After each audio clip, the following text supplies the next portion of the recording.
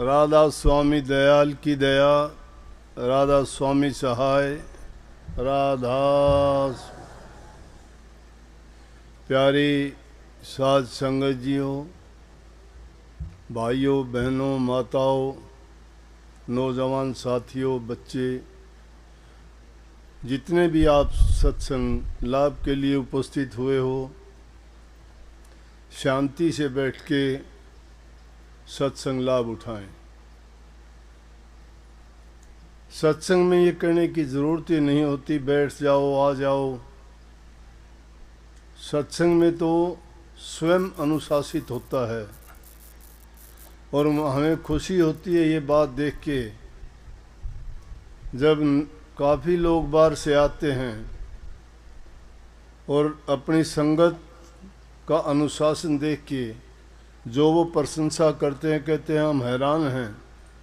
कोई उनको कहने वाला नहीं, ना उनको कोई पहरेदारी चौकीदारी करने वाला नहीं, और उसके बावजूद भी अपने आप बच्चे तक कितने चुपचाप बैठते हैं कि किसी को पता ही नहीं लगता कि अंदर इतने लोग बैठे होंगे। सत्संग जब करते हैं तो मालिक की मेहर मौज ये होती है, सतगुरु ऐसी कृपा करते हैं कि सत्संग में कोई दखल नहीं होती। आज तक होती हो तो आपने देखी हो तो बताओ। अगर वो दखल दे भी गए तो यूँ सोचो कि वो किसी न किसी अच्छी बात के लिए ही दी होगी। उसमें भी किसी भी प्रकार से हमारी हानि या नुकसान नहीं, बल्कि हमारा हित और हमारी भलाई के लिए ही सतगुरु करता है। वाणी थी अभी आपने सुनी, सत्संग रोजाना सुनते हैं, बातें दोहराई भी जाती हैं, सत्संगों में पहले कही गई बात भी दोबारा आती हैं, क्योंकि जीवन है, जीवन में हर चीज़ में चीज़ों की दोहराई होती है। रोटी रोज़ाना खाते हैं, एक ही अनाज की खाते हो, सब्जी भी काफ़ी दिन तक एक ही खा लेते हो, वस्त्र भी काफ़ी दिन तक एक ही पहनते हो। तो सत्संग में क्यों कि जब तक वो वस्त्र फटता नहीं है तब तक पहनते हैं, जब तक उस सब्जी का सीज़न ख़त्म नहीं होता उस सब्जी को खाते हैं, जब तक उस अनाज का सीज़न नहीं होता, जैसे सर्दी में बाजरे की रोटी खाना पसंद करते हो, गर्मी में कणक की गेहूं की रोटी खाते हो। कहने का मतलब जब उनका वो ख़त्म नहीं हो जाता तब तक हम उनको खाते हैं। लेकिन सत्संग में भी वो बातें रिपीट इसलिए होती हैं क्योंकि उन बातों को हम अपनाते और मानते नहीं हैं, और जब तक मानो और अपनाओ नहीं तब तक वो रिपीट होती ही रहेंगी, वो बातें कही जाएंगी। जब आपको कहा जाता है कि सच्चे बन के रहो, आपको कहा जाता है नाम का सुमरण किया करो, आपको कहते हैं ध्यान और अभ्यास किया करो, आपको कहते हैं दूसरे के हित की बात किया करो, सेवा करो, प्रेम करो, लेकिन आप नहीं करते हो तो इन्हीं बातों पर कहा जाएगा। अगर नहीं कहेंगे ये बातें तो छूट जाएंगी, उनके बिना हमारा जो मकसद है उसमें कभी कामयाब नहीं हो सकते। वाणी जो अभी कही गई ये नित्यानंद जी की वाणी थी, और वो इतने सच्चे करनी वाले संत हुए हैं कि इस एरिया में उनकी बड़ी मान्यता थी। ज़्यादा लंबी चौड़ी तो बाहर कहीं गए नहीं, लेकिन तहसीलदारी की पद से उन्होंने इस्तीफ़ा दिया, लगन लगी उनको। उन्होंने इस बात को खुद के जीवन से, खुद की करनी से साबित करके दिखाया कि और सब बातें झूठी हैं, रमता सेती लाग रे, और चीज़ और बात तेरे काम नहीं आवे। यही था ना वाणी में। उन्होंने दुनियादारी देखी थी, इसलिए उन्होंने कहा ये दुनियादारी की चीज़ें, ये बातें जो रोज़मर्रा के जीवन में हम करते हैं, कौन सी बातें जो हमारी ज़रूरत की नहीं होती हैं, खाली वक्त गंवाते हैं, निंदा चुगली में वक्त बिताते हैं, या दूसरी बात इधर उधर के गप्पे हाँकते हैं। उन बातों में कोई सार नहीं, कोई समझ नहीं, कोई उनमें ज्ञान नहीं, ना उन बातों से हमें कोई किसी प्रकार का लाभ मिलना। वो समय की बर्बादी और हमारे दिमाग के अंदर कचरा भरने वाली ही बातें होती हैं। हंसी मजाक ठिठोली की बातें आप कितनी देर तक सुनते रहते हो, करते रहते हो। कितनी वाहियात की बात होती है जिनका कोई अर्थ और मतलब नहीं होता। उन बातों के लिए उन्होंने कहा है। और तो दुनियादारी के जितने काम हैं, जो हमारी ज़रूरत की बातें हैं, घर गृहस्थी की हैं, जो हमारे समाज में हमारे जिम्मे जो हमारी ड्यूटी हैं, हमारे कर्तव्य हैं, उनका पालन करने से हमें पीछे नहीं हटना, उनको पीठ नहीं दिखानी। जिस रूप में भी हम हैं, समाज में, घर में, परिवार में, वो जिम्मेवारियां निभाना सबसे पहला कर्म है। और उन जिम्मेवारियों को अगर हम पूरी सच्चाई ईमानदारी के साथ अगर निभाते हैं, तो और दूसरे काम जितने भी आप करने चाहोगे उनमें आपको सफलता मिलेगी। कभी भी उन चीज़ों से आपको निराशा नहीं होगी। अगर सच्चे बन के कोई भी काम करते हो, कोई भी काम करते हो, तीन ही चीज़ें हैं, सतगुरु, सत्संग और सतनाम। ये चीज़ें हैं जो जिसमें लागने के लिए कहा है। वो चीज़ें हमारे काम आने वाली हैं। लेकिन जो अगर इन चीज़ों को मान लें, हम गृहस्थी आदमी हैं और इस चीज़ को बिना समझे कह दिया कि और चीज़ तेरे काम आने वाली नहीं, कि ना खेती कर, ना नौकरी कर, ना घर परिवार में रह, घर को त्याग, बच्चों को त्याग, काम को त्याग, नौकरी को त्याग, पेट कौन भरेगा? परिवार का लालन पालन कौन करेगा? फिर तो हमने जिम्मेवारियों से पीछा छुटाया है। हम तो फिर अपनी जो कर्तव्य था उससे भाग गए हैं। उससे नहीं भागना। वो काम जब हम सच्चाई के साथ, ईमानदारी के साथ और पूरे अपने दिल से उनको करेंगे, तो उन्हीं से हमें सच्चाई का रास्ता दिखाई देगा। गृहस्थ में रहते हुए ही संतों ने प्रभु की भक्ति की है, इसीलिए गृहस्थियों के लिए सत्संग जारी किया है।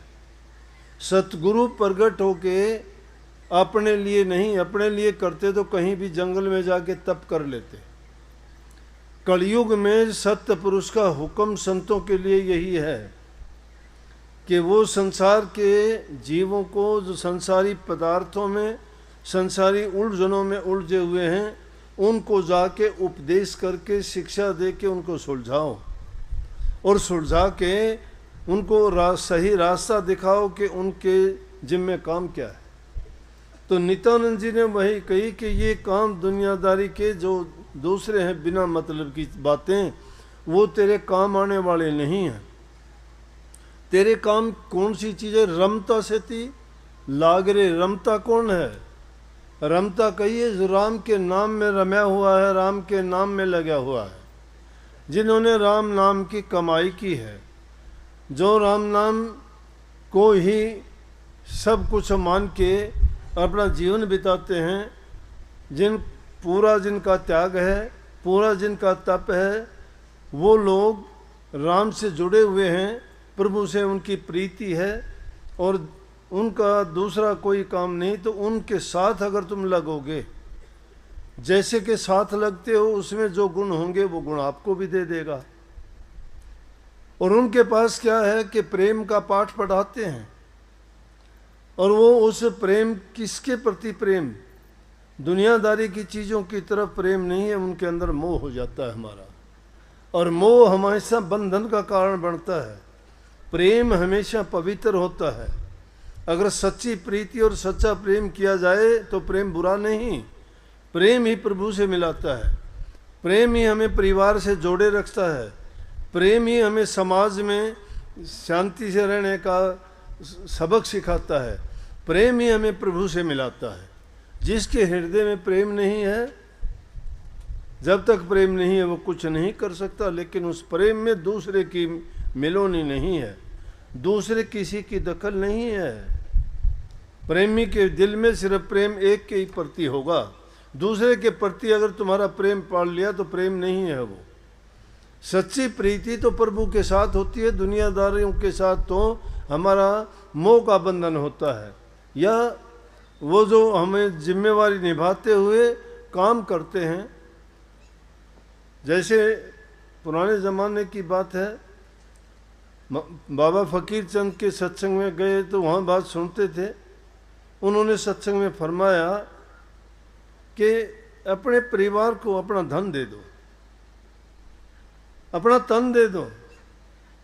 मतलब तन से वो जो कोई काम करना चाहते हो उनका काम करो। तुम्हारे पास धन है, कमाते हो, दे दो परिवार को, लेकिन मन किसी को ना दो। मन अगर किसी को दे दोगे तो मन तुम्हें तंग परेशान होना पड़ेगा, दुखी होना पड़ेगा। मन अगर देते हो तो सिर्फ अपने सतगुरु को दो, वो सिर्फ एक को ही देना है। तन और धन दो, सब दे दो, तुम्हारे पास क्या करना है उसका, वो संसार की चीजें हैं। तो इसलिए कही कि प्रेम गली अति साकरी ता मैं दो न समाए। प्रेम जो गली है उसमें दूसरा की दखल नहीं है, एक अकेले की। तो वही नित्यानंद जी यहाँ माजरा के पास में जोड़ में रहते थे। वो एकांत पसंद थे, वो एकांत में रहते थे। उन्होंने कोई ऐसा वैसा ना इतने सत्संगी बनाए, लेकिन बाद के जीवन में सत्संगी आ जाया करते थे जब उनका पता लगा, नहीं तो अपने आप को गुप्त रखते थे। बस एक बार गांव में फेरी लगाते थे, एक दो घरों में जाते थे, भिक्षा किसी ने दे दी, उसको भिक्षा को लेके और वापस आ जाते थे। मस्त रहते थे हमेशा, नाम भक्ति में अपने आप को इतना एक कर लिया था कि उनको दूसरी कोई उनकी भावना नहीं थी। सिर्फ इसी बात के कारण उन्होंने जिन दूसरों के बारे में जैसे कह दिया, किसी ने राजपाट त्याग दिया, किसी ने घर परिवार त्याग दिया, किसी ने धन दौलत छोड़ दी, उसी प्रकार से नित्यानंद जी ने भी प्रभु की भक्ति के लिए उनके प्रेम में आके अपने सब कुछ को त्याग के और सिर्फ एक निखालस उस मालिक के नाम पर ही वो लगे रहे। तो अकेले उस बनी में जंगल में रहते थे, मस्त रहते थे, किसी चीज़ की ज़रूरत नहीं। कोई देता तो दे जाता, नहीं देता तो उसकी भी कोई ज़रूरत नहीं थी। भिक्षा के लिए जाता तो कोई दे देता तो ले लेता, अगर नहीं भी देते एक दो घरों के बाद तो वैसे भी आ जाते। क्यों? कि उनको ना कोई भूख और प्यास कभी तड़पाती थी और न ही वो उसके भक्ति के रास्ते में बाधा बनती थी। तो ये वाणी उनकी थी। उन्होंने ये समझाया कि दुनिया में तुम कोई किसी की दूसरे की निंदा करता है, कोई किसी से झगड़ा करता है, कोई किसी की जायदाद पर कब्जा कर लेता है, कोई किसी की बेटी को दुख देता है, कोई किसी के लड़के को दुख देता है। छोटी छोटी बातों पर हम कितना बड़ा बड़ा पाप कर्म कर जाते हैं। तो उन पाप कर्मों से बच जाओ। ऐसे कर्मों से बच के और प्रभु की भक्ति अगर करोगे तो तुम्हारा जीवन सफल हो जाएगा। ये दुनियादारी की चीज़ें तो ऐसे हैं कि संगति जैसी करोगे वैसा ही रंग चढ़ जाएगा। बुरे आदमियों के पास बैठोगे, जो उसमें दुर्गुण है वो तुम्हारे अंदर बिना कहे भी आ जाएंगे। अगर तुम अच्छे इंसानों के पास बैठोगे तो वो तुम्हें अच्छाई की बातें बताएंगे, तुम्हारे अंदर बिना अपनाए भी अच्छाई आ जाएंगी।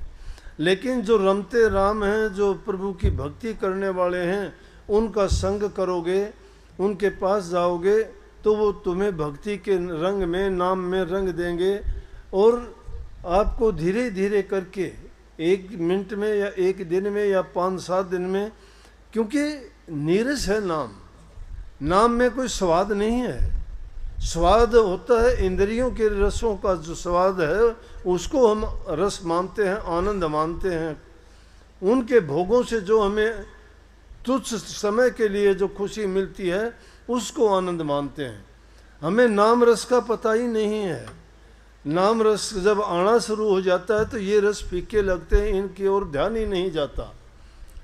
इसीलिए इनकी ओर से उपरामता हो जाती है, अपने आप चले जाते हैं, इनके बंधन टूटते चले जाते हैं। जो जो भक्ति में, नाम में लय हो जाता है ये दुनियादारी के सभी बंधन अपने आप ढीले पड़ जाते हैं। उनको ना मोह रहता है, ना उनको किसी की चीज़ में कोई ये लगन रहती है कि मुझे ये मिले, ना कोई वो किसी स्वाद के बस होते हैं।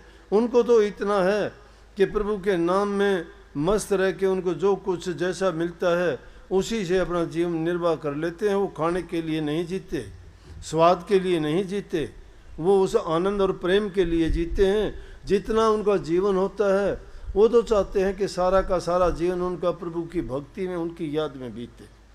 लेकिन हमारा क्या है कि हम एक दूसरे को देख के या तो मन में ईर्ष्या पाल लेते हैं, या द्वेष कर लेते हैं, या हमें उनके साथ प्रतिस्पर्धा कर लेते हैं कि मेरे पास ये क्यों नहीं है, इसके पास ये चीज़ें क्यों हैं, इसकी इज्जत मान बढ़ाई क्यों है।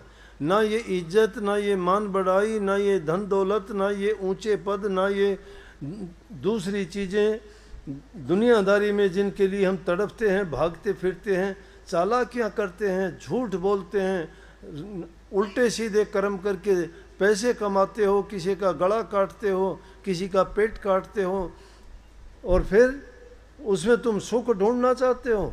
मैं कहता हूँ ऐसी कमाई से, ऐसी चीज़ों से जो तुम्हें अगर मिल भी गई तो तुम्हें अच्छा नहीं, तुम्हारा अच्छा हो नहीं सकता, क्योंकि जो चीज़ तुम्हें मिली है उसमें गुण नहीं, प्यार नहीं, उनमें तो सिर्फ द्वेष भरा हुआ है। वो क्योंकि पाप के रास्ते से आई है। वो जो जिस ढंग से चीज़ कमाई जाती है उसमें वैसे ही गुण होते हैं। अब देखो ये लोग नहीं जानते क्यों, ये आजकल देखते हैं हम कि लोगों में क्रोध इतना ज़्यादा क्यों बढ़ गया, किसी से बर्दाश्त नहीं होता। धैर्य क्यों खो दिया, क्यों नहीं होता बर्दाश्त, खान पान बदल गए। कोई भी किसी की बात बर्दाश्त क्यों नहीं करता। इतनी छोटी सी बात किसी को कहो बस या तो झगड़ा कर लेंगे।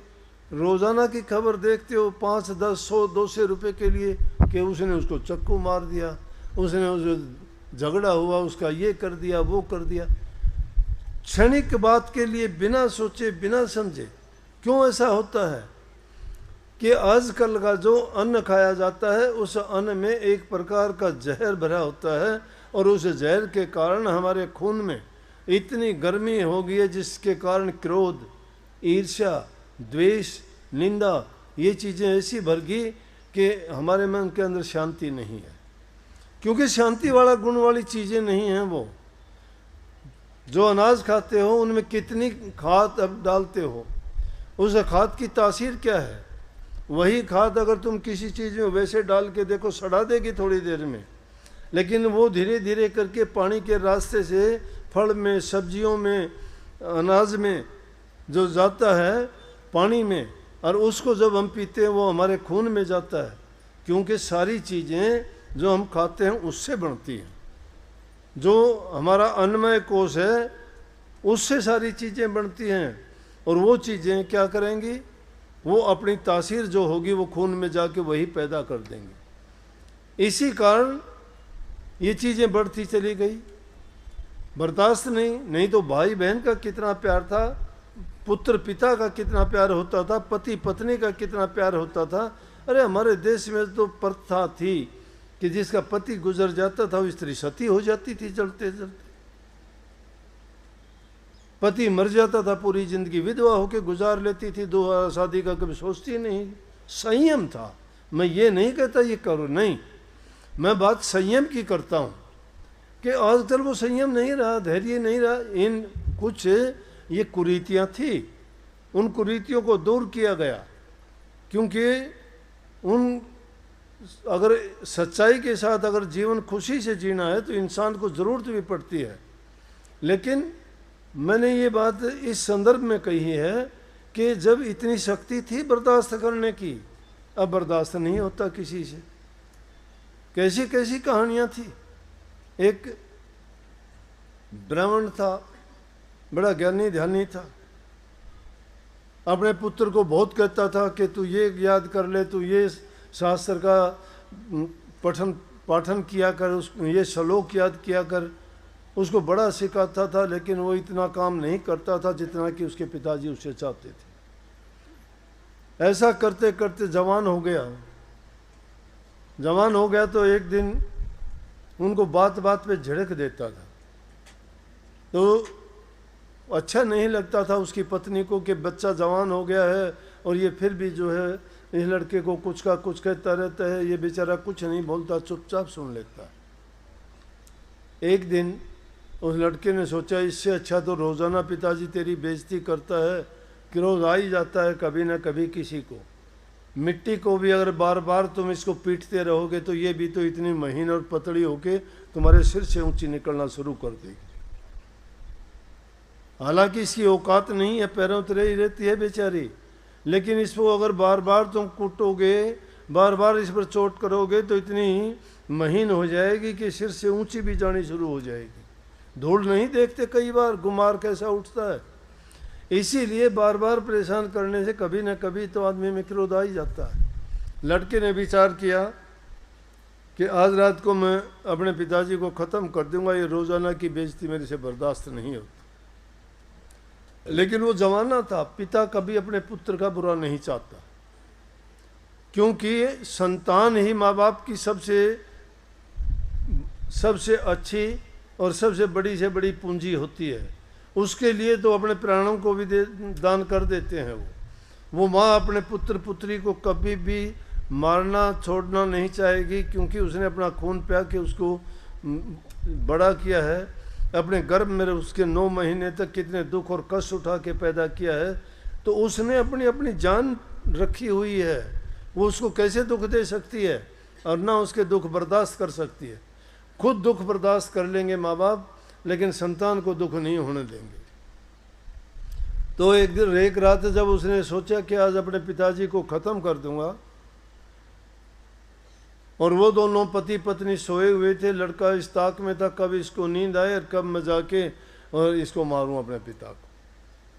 तो तभी वो उसकी माँ उससे कहने लगी, उसके पिताजी से, कि देखो एक बात कहूँ आपसे कि अपना बेटा जवान हो गया है और बहुत कुछ आप उसको बुरे से बुरा कहते हो, आपको ऐसा कहना नहीं चाहिए। अब आपके जवान होने के बाद बराबर का ही हो जाता है, समझदार है, कब तक ये बर्दाश्त करेगा? मुझे भी अच्छा नहीं लगता, आप ऐसा ना किया करो।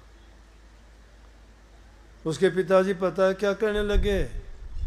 बोला बात सुनो, मेरा भी बेटा है वो, ये नहीं कि मुझे बुरा लगता है, मुझे बहुत प्यारा है, मुझे बहुत अच्छा लगता है, चांद से भी प्यारा है। लड़के ने जब ये बात सुनी, लड़के का सांस आना बंद हो गया, बड़ी गौर से सुन लेने लगा आगे क्या बोलते हैं। बोला कि जानती हो मैं क्यों ऐसा करता हूँ? कि मैं चाहता हूँ कि मेरा पुत्र ऐसा बने कि ये किसी से भी शास्त्र में ज्ञान में कम ना रहे, किसी से हार के ना आए। मैं इसको बड़े से बड़ा विद्वान बनाना चाहता हूँ, इसमें कोई कमी ना रहे। इसलिए इसी प्रकार से गुरु भी शिष्य की घटत करता है।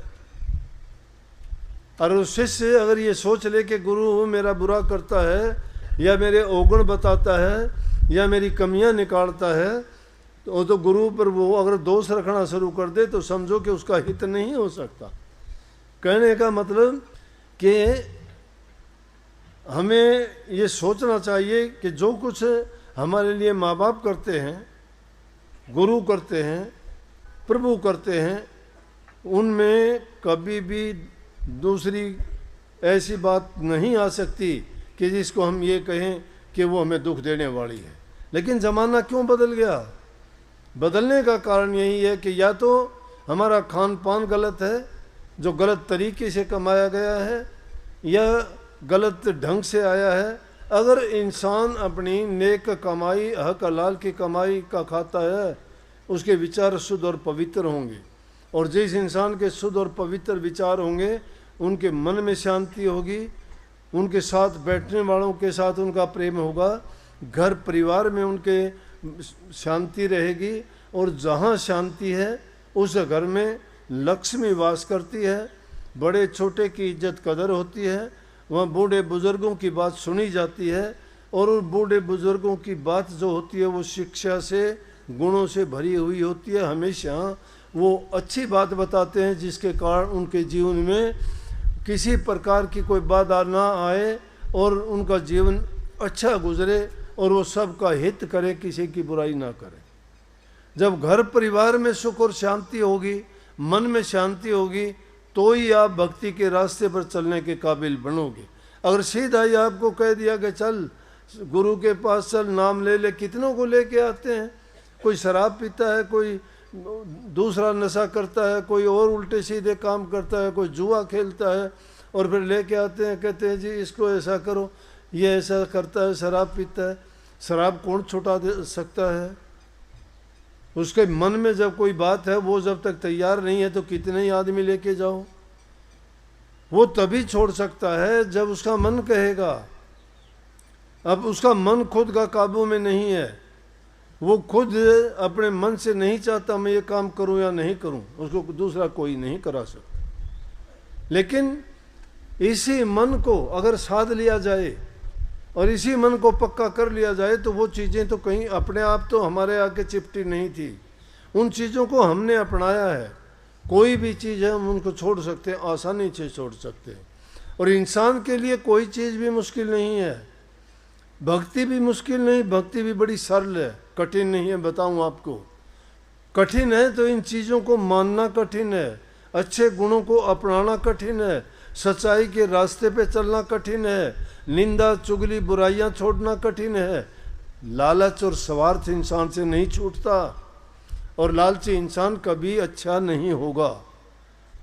ये चालाकियां हेरा फेरियां जो करते हैं, वो सोचता है इंसान कि मैं बड़ा चालाक हूँ, मेरे से चालाक होशियार नहीं है, मैंने ये कर लिया, मैंने वो कर लिया। अरे चालाक तो काग भी बहुत होता है, बिस्टे में जाके चोंच मारता है। अच्छे काम करने वालों को इसी वाणी में कहा है नित्यानंद जी ने कि जो सदकर्म करता है वो हंस कहलाता है, और जो नीच कर्म करता है वो कुबदी काग कहलाता है। जो नीच कर्म करता है काग जैसी उसकी आदत होती है।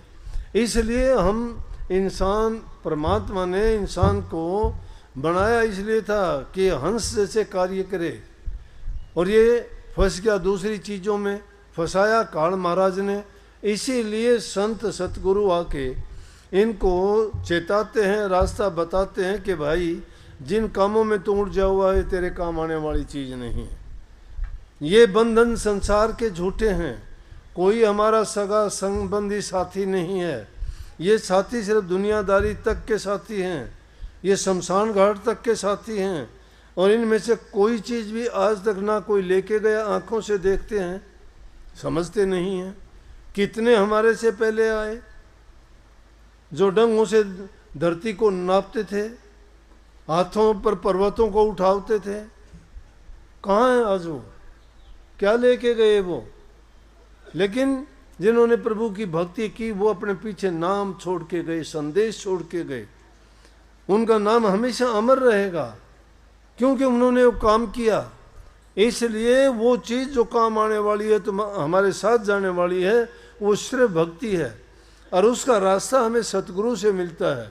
इसलिए सच्चे दिल से जो सतगुरु की शरण में चले गया, सतगुरु की शरण आसान है। कैसे आसान है? आप लोग आए हो, किसी ने कुछ नहीं पूछा, आराम से प्यार से आपको सबको बैठाया है। कोई यहाँ टिकट नहीं लगी, कोई फीस नहीं लगी, कोई कंडीशन नहीं लगाई गई। आपकी स्वेच्छा के लिए कहा है कि आप आओ, बैठो, सुनो, और अच्छी चीज़ है उनको अपनाओ। ये सत्संग है। जब सत्संगों में वो चीज़ बताई नहीं जाती और कह दिया कोई एक चीज़ का नाम लेके ये नाम जप लिया करो कल्याण हो जाएगा, गुरु तुझे अपने आप ले, अरे कहाँ गुरु ले जाएगा? कोई नहीं ले जाता, किसी को ले जाने वाले तुम्हारे गुण है। गुरु तो अगर ले जाएगा तो जो कहता है उसकी बात मानते चलो। इसी को गुरु की पूजा कह दिया। जो गुरु हमारे लिए उपदेश करता है, जो हमें शिक्षा देते हैं, जो हमें चीज़ अपने बेहतरी के लिए, अपने जीवन को बनाने और सुधारने के लिए कहते हैं, उन चीज़ों को अपनाते चले जाओ। वो चीज़ें अगर हमने कितने कितने साल बीत के अगर किसी से बोलते हो ना, तो बड़ी डींग मारेंगे। मुझे नाम लिए 20 साल 40 साल हो गए, बड़े महाराजों से लिया था। अरे बड़े महाराजों से नाम लिया, बड़े काम तो नहीं किए तूने। बड़ा तो जब मानते कि वो काम करते, बड़े महाराज जी बड़े क्यों कह दिए? क्योंकि बड़े काम किए थे। छोटे काम करोगे तो आपको बड़ा कौन कह देगा? अगर बड़े थे तो बड़े करके दिखाओ। शिष्य में गुण होना चाहिए, अपने गुरु क्यों बड़ा करके दिखाए। अगर उन्हें गुरु को बड़ा करके दिखाता है तो बड़ा है।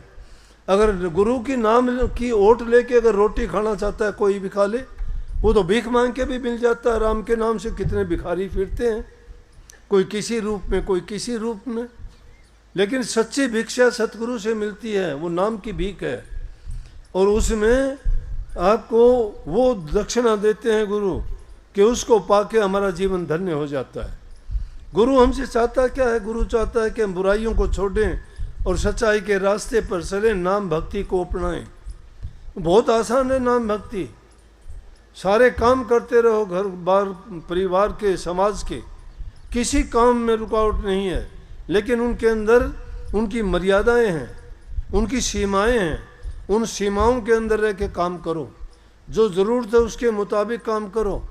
अगर उससे ज़्यादा तुम करते हो या कामी कीड़े बनते हो या अपने आचार विचार से गिरते हो या अपने जीवन में अनावश्यक चीज़ों को, दुर्गुणों को लगाते हो, वो बुरा है। सब दुर्गुणों को त्याग के और अगर सद्गुण अपनाते हो तो आपको जो गुरु ने नाम दिया है वही नाम तुम्हें पार तार देगा, धन्य कर देगा। नाम एक प्रकार का टिकट है जो तुम्हें इस पार से उस पार ले जाएगी, लेकिन उस नाम को खोना नहीं। नाम को लेके नाम की कमाई करनी है, और वो बहुत आसान है। कुछ बाधा नहीं है किसी काम में भी। आपके कोई काम करते जाओ, संतों ने बड़ा हेला दे के रुक के मार के कहे, सब ने जो जिस समाज में पैदा हुआ वो सारे काम किए, और उन्होंने उसी समाज को अपने ढंग से समझा दिया कि काम करते रहो लेकिन प्रभु की भक्ति भी साथ करो, कोई रुकावट नहीं। धन्ना भगत जाट था, खेती का काम करता रहा और ऐसी भक्ति की कि तुम्बे बोने के बाद में भी उसको ज्वार मिली। सारे काम प्रभु ने किए उसके खेत के। सैन भगत नाई का काम करता था, लखमा माड़ी का था। कबीर साहब जुलाहा था, कपड़ा बुनता था। नामदेव छिपी था, कपड़ों को रंगता था। रविदास जी चमार जाती थे, जूतियां बनाते थे। उन्होंने कहा कि अपने काम करने में कोई शर्म और संकोच नहीं, वो काम करते जाओ और उसी काम में भक्ति है। सच्चे मन से वो भक्ति करते जाते हो, लो तुम्हारी प्रभु से लगी रहती है। कोई देखना नहीं, कोई सुनना नहीं, कुछ करना नहीं, ना तुम्हें समय बर्बाद करना। अगर कोई आके तुम्हारे पास में बैठता है, तुम्हारा समय बर्बाद करेगा, अनावश्यक बात करके तुम्हारे दिमाग में कचरा भरेगा, और उन बातों का कोई तुम्हारे जीवन में लाभ नहीं, अर्थ नहीं, महत्व नहीं। तीनों चीज़ें खराब हैं ये। उनसे क्या मिलेगा हमें? हमें सिर्फ वही बात सुननी चाहिए जिससे हमारा या तो लाभ हो, या हमें कुछ संदेश मिलता हो, या हमारा जीवन सुधरता हो। वो बात सुननी चाहिए, नहीं तो समय की बर्बादी है और बिना बात के अपने दिमाग के अंदर ऊन जनून भर लेना है। ऐसी चीज़ों को कभी भी अपने दिमाग में मत भरने दो। अच्छे गुणों को अपनाओ। संत महात्माओं फ़कीरों की वाणी, उनके कहे हुए शब्द वचन वो याद करो। वो याद करोगे तुम्हारे विचारों के अंदर कभी भी बुराइयां नहीं घुसने पाएंगी। लेकिन हमने तो क्या कर लिया कि इसको बनाई ऐसा दिया कि कचरा भरने का। कोई भी कहता है उन चीज़ों में अपने कान बिछा देते हैं, उनके सामने के लिए डाल दे जो डालना है, और कभी हटाते ही नहीं। उन्हीं बातों को सुनते सुनते जीवन बर्बाद हो जाता है। संत कहते हैं काम में रुकावट ही नहीं है, करो, सब करो। ये थोड़ा है कि माला लेके बैठ जाएंगे, घर के काम छोड़ देंगे, नहीं। कुछ भी, माला तो सांसों की है, सांस सांस एक एक मन का है, नाम सुमरो उसमें। कबीर साहब कहते सांस सांस में नाम सुमर, बैठा सांस ना खोए, क्या जाने इस सांस का आवन हो ना होए। क्यों भरोसा करते हो कल का? कल कल करते काल आ जाता है, लेकिन कल नहीं आता। पता ही नहीं लगता कब वो संदेशा उसका आ जाता है, कभी इस दुनिया से उठ के चले जाते हैं। तो समय के रहते हुए अगर हमने उन नाम की कमाई नहीं की तो जीवन हमारा व्यर्थ चला जाएगा। ये जीवन हमें यूँ नहीं मिला था कि हम इन चीज़ों के लिए जीवन को बर्बाद करें। ये इंसान का चोला लाखों करोड़ों जीवन बिताने के बाद मिलता है, वो भी बड़े नेक कर्म करने के बाद मिलता है। और वो मिलने के बाद भी हम नहीं चेतते और सोए रहते हैं गफलत की नींद में। परवाह नहीं है हमें क्यों आए थे, क्या करना था, ये भी बात बेचारी है, कभी नहीं सोचते। क्यों आए दुनिया में, क्या करके जाओगे, कभी सोचते हो कि इस क्या है हमारा नतीजा आगे क्या है? अरे क्या इन चीज़ों के लिए जिंदा हैं हम कि 2 रोटी खाएं पिएं घूम लें फिर लें बस? जीवन का अंत चला जाएगा, मृत्यु सामने खड़ी है, पता नहीं कब दबोच लेगी आके अचानक। इसलिए समय रहते हुए उस नाम की कमाई करो ताकि हमारा उद्देश्य की पूर्ति हो। इंसान का चोला तो इसलिए मिला था कि हम इस जन्म मरण के जेल से, बंधन से मुक्त हो जाएं, काल की जेल से छूट जाएं, ये जन्म मरण का दुख ना भोगें। इसमें संबंध जोड़ लेते हैं दुनियादारी की चीज़ों से। कोई ये मेरा पुत्र है, ये मेरा भाई है, ये मेरी पत्नी है, ये बेटा बेटी है, ये रिश्ते नाते हैं। लेकिन उनमें से अगर कोई भी हमारे से जुदा होता है, हमें कष्ट होता है, दुख होता है, क्योंकि हमने वो जोड़े हैं अपने साथ। लेकिन कबीर साहब कहते हैं, अरे मन रहना होशियार, एक दिन चोर सिपाही आवेगा। वो चोर भी है, सिपाही भी है। चोर इसलिए चुपके से आएगा, सिपाही क्यों है, ताकतवर है, उसके हाथ में कानून नहीं छोड़ेगा, कितनी भी उसके आगे मिन्नत करना एक पल को भी नहीं देगा। तो इसलिए काम करते करते प्रभु के नाम का सुमरण आसानी से करते हो। और इस युग जैसा दूसरा युग ही नहीं है। कलयुग में संतों ने इतना सस्ता कर दिया ये काम कि सभी चीज़ जो ज़रूरत की चीज़ें हैं सभी भोगो, कोई परहेज नहीं है। जो मन में आता खाओ, ज़रूरत के मुताबिक खाओ। ज़्यादा तो अच्छी चीज़ खाओगे तो भी खराब कर देगी, बुरी खाओगे तो खराब करती ही करती है। खराब पियोगे तो कर देगी, खराब ज़्यादा बोलोगे तो खराब कर देगी। हर चीज़ जो भी ज़्यादा नहीं, ज़रूरत के मुताबिक। अति का भला न बोलना, अति की भली न चुप, अति का भला न बरसना, अति की भली न धूप। Excess of everything is bad. बहुतायत किसी भी चीज़ की अच्छी नहीं है। ये संतुलन बना के सारी सृष्टि रुकी है। हर चीज़ का संतुलन। 84 लाख योनि है, कीट पतंगे से लेके हाथी जैसे जीव इस धरा पर हैं। कोई जल में है, कोई जमीन पर है, कोई वायुमंडल में उड़ते घूमते हैं। किसी के जीवन में दूसरा बाधा नहीं है। सबके अलग अलग काम हैं, अलग अलग रास्ते हैं, वो सब जीते हैं। 84 लाख प्रकार के जीव, और एक दूसरे से कोई किसी प्रकार का वो नहीं है। लेकिन इंसान एक ही जाति का होते हुए भी इसके इतने टकराव हैं कि तो ना जीना चाहता है ना जीने देता है। जीवन का उद्देश्य तो होना चाहिए जीवो और जीने दो। मन में शांति हो, प्रेम हो। जहाँ शांति और प्रेम होगा वहाँ भक्ति है, वहाँ श्रद्धा है, वहाँ विश्वास है। जहाँ यकीन जिसका दृढ़ है, परमात्मा उसके अंदर ही है, मन में ही है। ढूंढते ढूंढते हम चले गए, घूमते रहे, सारी जिंदगी घूमते रहो, कहीं नहीं मिलेगा। लेकिन उसको अगर खोजना चाहते हो तो हमारे अंदर में ही बैठा हुआ है। कही है, ये धागा तोड़ दे तस्वीर किताबें डाल पानी में, मसायकत बन के क्या करना मसीकत को चलाता जा। अगर है शौक मिलने का तो हरदम लो लगाता जा। अगर उससे प्रभु को मिलने का शौक है तो हरदम उसकी लो लगाओ, उसके साथ हमेशा जुड़े रहो, उसकी याद हमेशा बनी रहे। ये ज़रूरी नहीं है कि हम उसके समय निकाल के और सिर्फ एकांत में बैठ के और सोचें कि ले अब तो ये टाइम हो गया, अब कुछ देर के लिए मैं कर लूँ, कुछ देर के लिए ध्यान में बैठूँ। अरे ध्यान में तो हमेशा बैठे ही रहते हो, काम करते करते भी बैठे रहते हो। ध्यान तो तुम्हारा ऐसा होना चाहिए, काम करते करते ही तुम्हें पता नहीं होना चाहिए। नानक साहब को उसकी बहन लेके चली गई, क्योंकि उनके पिताजी चाहते थे कि नानक साहब दुनियादारी के काम में फंसे, व्यापार में लगा दिया। बोले यहाँ तो कोई काम नहीं करता, उसकी बहन के साथ भेज दिया।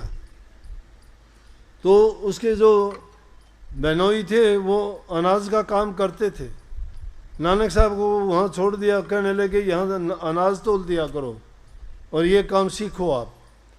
वहाँ जाके बैठ गया, वहाँ जिसकी लो लगी होती है उसको क्या परवाह, उसके मन में तो ये। अभी उस थोड़ी देर पहले गया था कि मैं नित्य कहूँ समझाए छोड़ दे मेरा मेरी रे।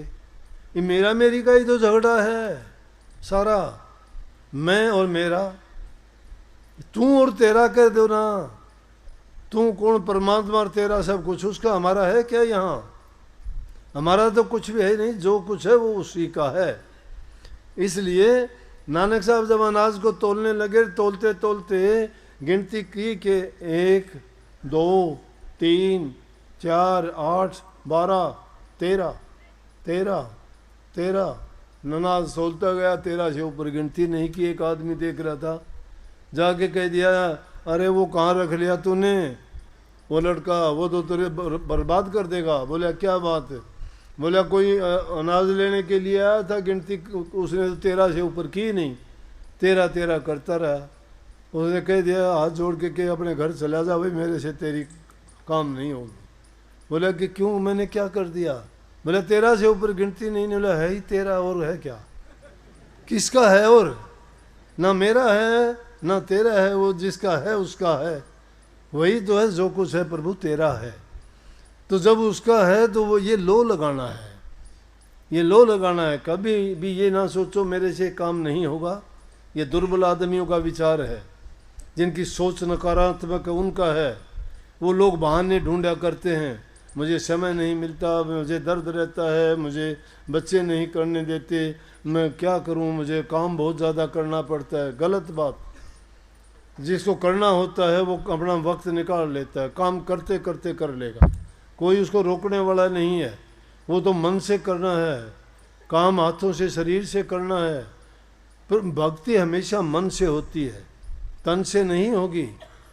ना ऐसे माला से होगी, ना भेक से होगी, ना कोई दूसरी चीज़ों से दिखावे से होगी। भक्ति अगर होगी तो सच्चे मन से होगी। मन में जब तुम्हारी सत्यता होगी, सच्चाई होगी, इसीलिए तो कही सतगुरु। सतगुरु कौन है? जो सत्य का उपदेश करे। लेकिन सत्य की बजाय और ही पाखंड गुरु हो गए। सत्य उनके पास है ही नहीं। सत्य किसके पास होगा? जिसने गुरु का संग किया हो, गुरु के बताए नियम पर चला हो, गुरु ने उसको अच्छी तरह से घड़ छोल के तैयार किया हो, जिसकी घड़ाई की हो। जिससे घड़ाई नहीं हुई तो उसके सफाई कहाँ से होगी? वो बड़का बड़ी पड़ा रहेगा उसका खेत। तो जिसने बांध नहीं की खेत की, उसमें तो खरपतवार ही खड़े रहेंगे। लेकिन गुरु शिष्य को ऐसे त्रास देता है जिस प्रकार से जोरी हीरे को तराशता है, जिस प्रकार से कुम्हार मिट्टी के बर्तन को पीट पीट के बना देता है, जिस प्रकार से सुनार सोने को कूट पीट के सोना बना देता है जिसकी इज्जत और कदर होती है, जिस प्रकार से खाती बढ़ाई लकड़ी आड़ी टेढ़ी जंगल से लेके आता है, छील के काट के ऐसे सुंदर बना देता है, वो इज्जत और शोभा पाती है। इसी प्रकार से गुरु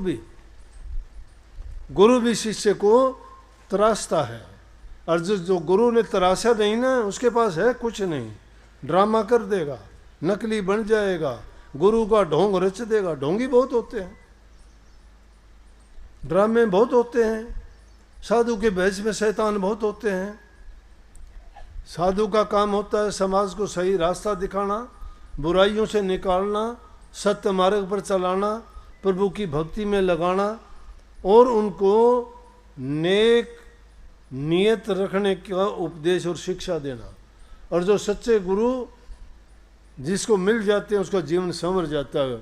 गुरु मिल गया सच्चा गुरु तो लेखा निमट जाता है उसी दिन, क्योंकि अच्छा करते आदमी अच्छा हो जाएगा, कभी न कभी उसमें सुधार आ जाएगा। जो लगा रहता है जरूर एक दिन सच्चाई में बदल जाएगा।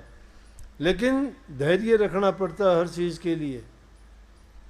धैर्य जो रखता है, क्या अब क्या गर्मी के ख़त्म हो, गर्मी तब भी पड़ रही है, अब भी बहुत गर्मी है, धूप बहुत है, लेकिन आप तो चुपचाप बैठे हो, आपको तो कोई शिकायत नहीं गर्मी की, ध्यान ही नहीं है गर्मी की ओर, ध्यान उसकी ओर है ही नहीं, ध्यान आपका ये ध्यान है, उसके बारे में सोचते ही नहीं हो।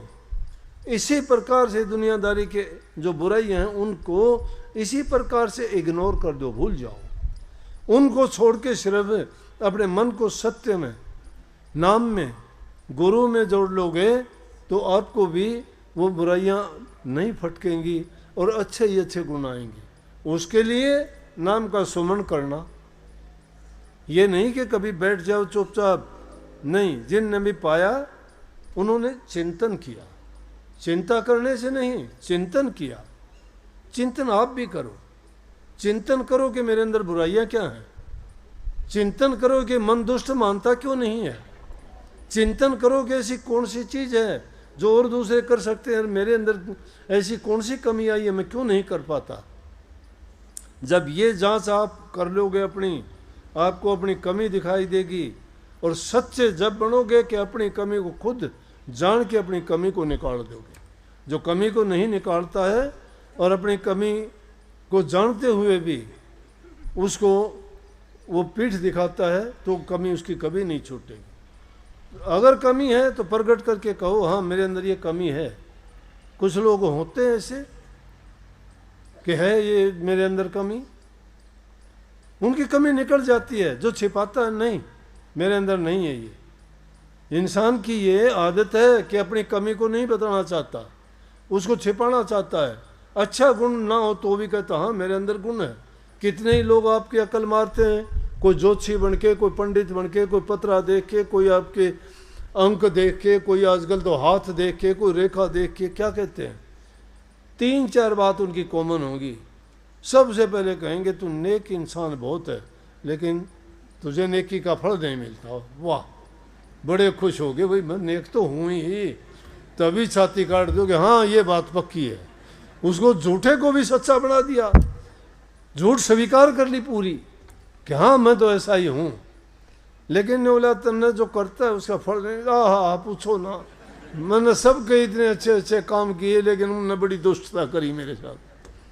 तो ये इंसान की ऐसी बातें हैं, वो अपनी झूठी बड़ाई को चाहता है, लेकिन अपनी जो बुरी आदत है उनको छोड़ना नहीं चाहता। ऐसी बातों को कभी स्वीकार ना करो। अगर है और दूसरा कहता है तो समझो कि वो तुम्हें अपने और ज़्यादा गिनाने की कोशिश करता है। अगर कमी है, कमी बताने वाला तुम्हारा हितकारी है। तुम्हारी कमी गुरु बता सकता है, और गुरु बताता है तो उसको मान लो कि मेरे अंदर ये कमी है, मैं इसको दूर करूँगा। और जो दूर कर लेता है वो गुरु का बन जाता है, गुरु उसका हो जाता है, गुरु उसका हो जाता है, उसका राम ही हो जाता है। उसका राम हिमाती है। उसका हिमाती कैसे? उसने अपना बनाई लिया उसको। बाजी मांडू पीव से दो विधि मेरा राम, जीतू तो मैं राम की, हारूं तो मेरा राम। बाजी राम तो मांड लो सीधी, आजा भाई। तेरी मेरी बाजी से अगर जीत गया तो मैं तेरा हो गया, और हार गया तो मैं तेरा हो गया। हार गया तो भी तू मन ले लेगा, और जीत गया तो मैं तुम्हें ले लूँगा। दोनों तरफ से फायदा हमारा है। इसलिए अपने मन के अंदर दृढ़ता लाके पक्का विश्वास और यकीन के साथ, और ये सोच के कि हाँ मैं भी अपने जीवन में ये करके देखूंगा। कुछ करके देखने की चाह होनी चाहिए। जिस इंसान की कोई चाह नहीं है जीवन में, तो पशु तुल्य जीवन जीता है। मानस के लिए पशु, मानस के जीवन है, लेकिन खालड़ी तो इंसान की ओर ली, कर्म तो पशु जैसे ही रहे उसके। इंसान का जीवन मिला है भक्ति करने के लिए, जीवन को सफल और कामयाब करने के लिए, इन जन्म मरण के बंधनों से मुक्त होकर काल और माया के देश से आज़ाद होने के लिए। संत उसी जेल से निकालने के लिए आते हैं, और उस जेल से तभी निकलोगे जब आप गुरु के बताए बातों पे चलते रहोगे, दृढ़ विश्वास करके उनके दिखाए जो रास्ते हैं उनको अपनाओ, सच्चे मन से अपनाओ। दुनियादारी में तो चीज़ें ऐसे ही हैं, और जब किसी के आशिक हो गए, परवाह किसी की क्या करनी। जब आशिक उसके हो गए तो दूसरों की क्या देखना, कौन तुम्हारी बड़ाई करता है, कौन बुराई करता है, ये ख्याल ही नहीं रह जाता। बुल्ले से कहता है बुल्ला आशिक रबदा मलावमत होवे लाख, दुनिया काफिर काफिर आख दे तुआ हुआ हो बाक। कि दुनिया मुझे काफिर कहती है, लेकिन मैं आशिक परमात्मा का हूँ कहते रहो, मुझे परवाह नहीं है। जिसका आशिक हूँ वो सब कुछ है। ये दुनियादारी के किसी के प्रेम का नाता जोड़ के या उनसे इश्क करके, इश्क प्रेम का ही नाम है, कोई बुरा नाम नहीं है, कभी ये सोचते हो। लेकिन उसको बुरी अगर मानते हैं तो बुराई की तरफ ले जाओ, हर चीज़ के कभी कई मतलब निकलते हैं। तो अच्छा मतलब निकालने का प्रयास करो हमेशा। इसलिए भाई और चीज़ें हमारे काम आने वाली नहीं हैं, एक सिर्फ हमारे काम आएगा, प्रभु का नाम काम आएगा।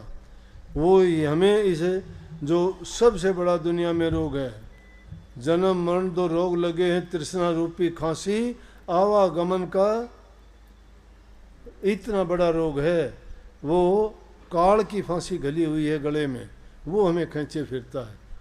काल जिधर ले जाता है, जैसा हमारे से करवाता है, उसके कहे में काम करते हैं, लेकिन वो हमें इस नरक कुंड में डालता है, पाप कर्मों में डालता है।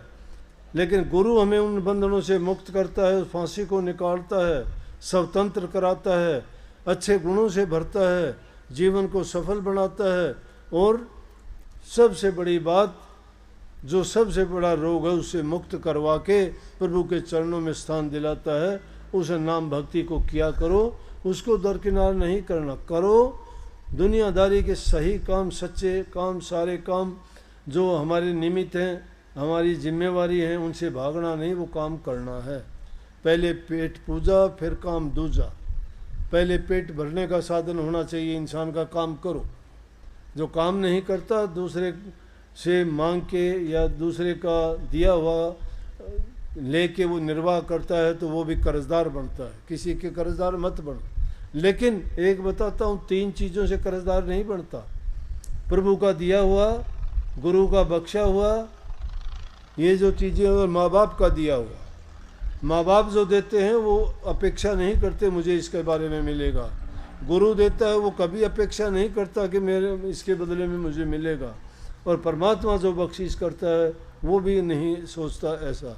तो ये तीनों चीज़ अगर मिलती हैं तो वो हमें एक प्रकार का तोहफा और इनाम में मिलते हैं। उनके बारे में ये नहीं सोचना कभी भी। वो तो जो हमें उनकी तरफ से मिल जाए तो अपना भाग्य सराहना चाहिए कि प्रभु ने हमें बख्शिश दी है। माँ बाप जो तुम्हें देता है कभी वापस मांगता है क्या? गुरु जो देता है, तुम क्या दे सकता है गुरु को शिष्य? लेकिन गुरु सब कुछ दे सकता है जो चाहता है गुरु। गुरु तो कोड़ी को तो राजा बना सकता है, कुर्डी से महल बना सकता है, अरण्य से चंदन बना सकता है, काक से हंस बना सकता है। गुरु क्या का क्या नहीं कर सकता, गुरु सब कुछ कर सकता है। लेकिन गुरु के जब हो जाते हो तब कर सकता है। गुरु से जब कुछ होने के लिए तैयार होते हो जब हो जाता है। गुरु को जब सर्वस्व मान लेते हो तब गुरु करता है। जब तक गुरु और तुम्हारे बीच में पर्दा रह जाता है, वो भरम का पर्दा नहीं टूटता, तब तक कुछ नहीं बनता। पारस पत्थर लोहे को सोना तो बना देता है, लेकिन अगर उसके बीच में पर्दा रह गया तो उस लोहे को सोना नहीं बना सकता। एक महात्मा थे, वो कुछ समय के लिए जंगल में चले जाया करते थे नदी पार करके। तो नदी के इस पार एक आदमी गरीब सा कोई छोटी सी दुकान करता था। उस दुकान में थोड़ा सामान था। महात्मा उसके पास आते जाते रुकता था। वो महात्मा को कोई चाय पानी, कोई भोजन थोड़ा बहुत करा देता। महात्मा के पास पारस पत्थर था।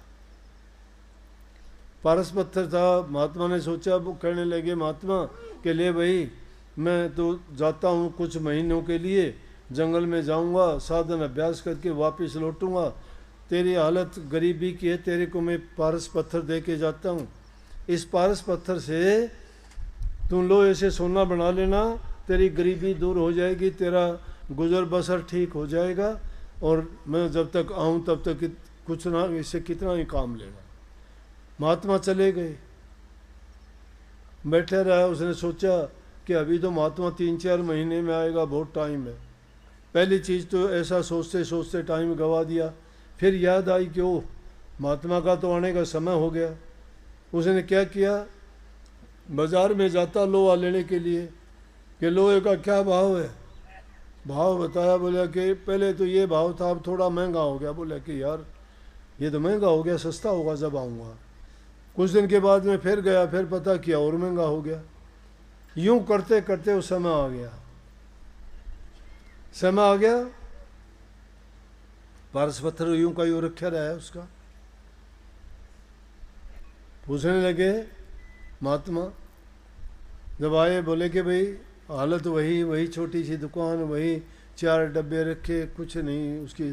उसने सोचा था अब तो बहुत बड़ा कारोबार हो गया होगा, बहुत सोना बनाया होगा, बड़ा धनवान हो गया होगा, लेकिन वो तो कुछ नहीं हुआ। देख के कहने लगे अरे ये क्या किया? बोले तू तो अब भी गरीब का गरीब ही है। क्या किया उसका पारस पत्थर का? बोला जी वो तो रखा है। बोला क्यों नहीं काम लिया उससे?